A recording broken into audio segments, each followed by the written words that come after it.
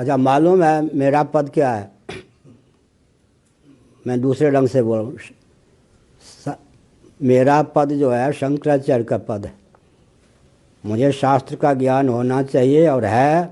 मैं जो निर्णय दूंगा यमराज के कोर्ट में ज्यों के त्यों मान्य होगा। लौकिक न्यायालय की बात छोड़ दीजिए, मेरा निर्णय और जो मैंने निर्णय दिया था श्री जगन्नाथ मंदिर को लेकर, माननीय उच्चतम न्यायालय ने पहले ही में 3/4 हमने दिया था निर्णय। हमारे निर्णय को लेकर कोई पहुंच गए सुप्रीम कोर्ट हमने क्या कहा था?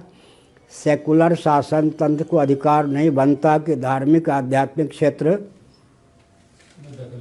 में दखल करें। उनको सहभागिता का अधिकार है और नियंत्रण का, नियमन का अधिकार बिल्कुल नहीं है। कोर्ट ने मेरे वाक्य को, हिंदी के वाक्य को अंग्रेजी में अनुवाद करके सारा निर्णय दिया और सब परेशान हैं वहाँ।